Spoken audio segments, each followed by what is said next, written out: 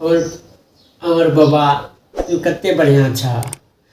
एक बात कह, हम अपना जिंदगी में तो अभी तक में कुछ नहीं उखाड़ सकलिए। प्यार मोहब्बत ले दे के प्यार मोहब्बत कर लिए ये, ओहो में तोहर भेजल टका कमे पड़ रही है, महंगाई बढ़ गई है। कोई बात नहीं, हम उतने को टका में हम मैनेज कर लेबे, कम बेस करके नहीं उन्हें कर लेबे। पर 1-2 हज़ार टका और भेज देती है तो हम सांझ के ओकरा साथ में आइसक्रीम पानी पूरी पिचका खाए चल जेती है।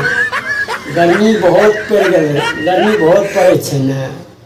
लड़की बहुत अच्छा छे पप्पा, लड़की बहुते बढ़िया छे। हमर गांजा भांग दारू तारी सब छड़ा देलकै।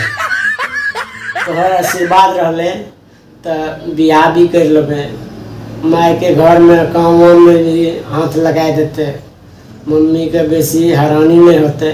हाँ,